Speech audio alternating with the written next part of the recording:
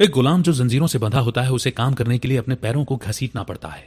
वो जो भी काम करता है ठीक से नहीं करता, क्योंकि उसे उस काम को करने के लिए मजबूर किया जाता है। इसलिए गुलाम नहीं बल्कि एक मालिक की तरह काम कीजिए।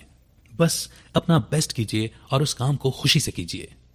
एक बार 5 राजा थे जिन्होंने मिलकर गरीबों के लिए एक बहुत बड़ी दावत रखी। उन्होंने सभी को दिल खोलकर कपड़े, पैसे और खाने का सामान उपहार में दिया। ये जश्न एक बहुत बड़ी लड़ाई की जीत की खुशी में दिया गया था। वहां के लोगों का मन उन 5 के लिए आदर से भर गया। फिर वहां एक बड़ा अजीब सा नेवला आया। उसके शरीर का आधा हिस्सा सोने का था और आधा ब्राउन रंग का। वो उस हॉल के बीचों बीच गया और कहने लगा कि आप सब धोखेबाज हैं, ये कोई बलिदान नहीं है। सभी लोगों को लगा कि ये नेवला पागल है। उन्होंने कहा, क्या तुम्हें दिखता नहीं इन्होंने गरीबों को कितना दान दिया है? इन्होंने बहुत बड़ी कुर्बानी की है। तब वो नेवला अपनी कहानी बताने लगा कि वो एक छोटे से गांव से आया था। वहां वो एक ब्राह्मण और उसके परिवार से मिला जो अपनी बीवी और 2 बेटों के साथ रहता था। वो ब्राह्मण बहुत गरीब था। गांव में थोड़ा बहुत पढ़ाकर उन्हें जो पैसे मिलते उसी में उनका गुजारा होता था। उन लोगों का जीवन बहुत सादा था।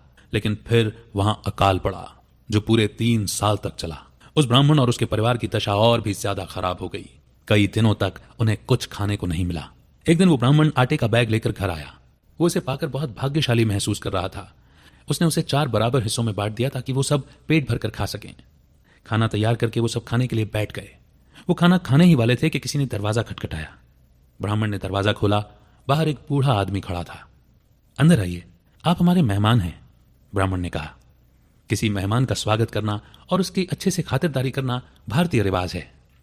इसलिए ब्राह्मण ने उस बूढ़े आदमी को अपना खाना परोस दिया।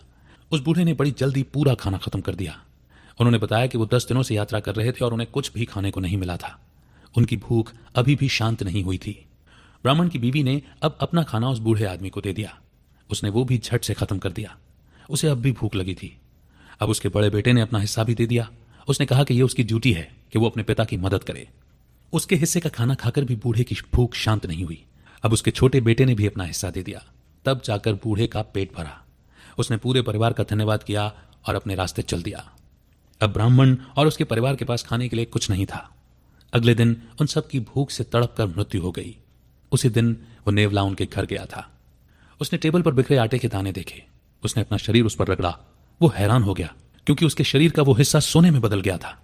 उस ब्राह्मण और उसके परिवार ने जो बलिदान दिया था वो सच्चा सोना था। लेकिन उस नेवले को पूरी दुनिया में फिर इतना महान बलिदान देखने को नहीं मिला, इसलिए उसका आधा शरीर ही सोने का था। जो काम प्यार से किया जाता है वो असली सोना होता है। वो किसी भी सेल्फिश मकसद से बिल्कुल परे होता है। वो किसी भी नेगेटिव फीलिंग से मुक्त होता है।